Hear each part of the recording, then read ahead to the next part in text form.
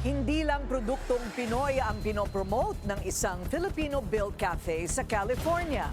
Bukod sa pagiging hangout place ng mga OFW, isinusulong din ito ang kahalagahan ng mental health. Silipin natin yan sa agenda report ni U.S. correspondent Henny Espinosa. Ito ang Daly City, California, kilala bilang Little Manila of the United States.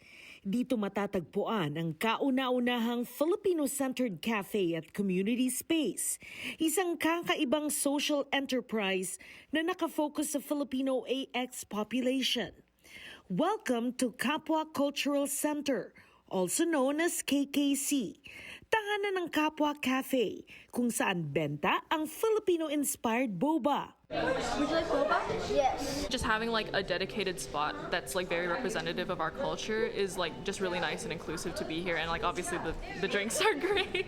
They have a safe place to come, study, and have a space to themselves. So I see a lot of students my age every single day, and having the space up here, creates quite a community. Layunin ng KKC na itaguyod ang kulturang Pinoy sa mga kabataan sa pamamagitan ng mga programa, art, produkto at serbisyo para sa komunidad. Mayroon ding community pantry sa KKC, libreng pagkain at supplies, pati na rin mga damit para sa mga nangangailangan. Ang benta mula sa Kapwa Cafe ang nagbibigay pondo para sa kanilang specialized health at wellness services na nakatutok sa mental well-being ng mga kabataan.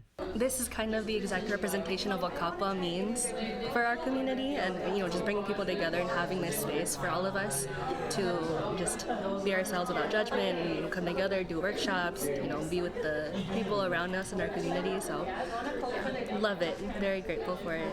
Itinatag ng mga Filipino-American mental health clinicians na sina Stephanie Balon at Christy Morales Kumasawa ang KKC at binuksan ito para sa publiko noong 2024. Inilarawan nila ang center bilang isang safe at culturally rooted space for healing, connection, and community. At para sa marami, mas lalong mahalaga ang suportang ito habang nagsisimula ang bagong taon. New year, new goals, but ayon sa mga eksperto, mental health should be a top priority. Whether it's taking a break or talking things out or just giving yourself grace, makakatulong daw itong panimula ng 2026 feeling healthier and much more balanced.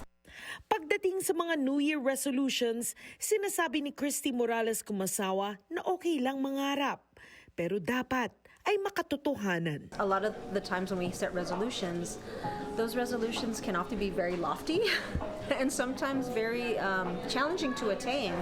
It's not to say that you can't attain them, but it's also the mindset that we have that if it's something that's really like a big goal, we want to be able to give ourselves some grace about it and being a little bit kind to ourselves, right? Because sometimes it might not be realistic to, achieve this goal right away.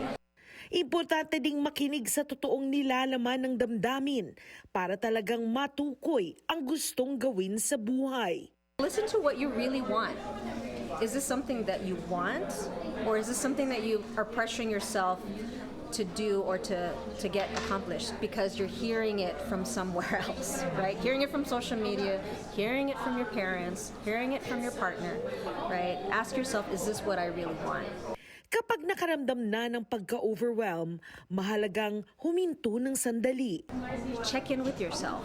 And when I say check in with yourself, I mean have some quiet time and space, put your phone away, and be able to ask yourself, how am I feeling in this moment? Right? Because we are so busy and sometimes overscheduled and overstimulated that we don't stop to ask ourselves, are we okay? Or if we're feeling anxiety or if we're feeling stress about something, sometimes we want to put it away and we distract ourselves with our phone. Importante ding magpawis. Get some movement in. You don't have to spend an hour at the gym.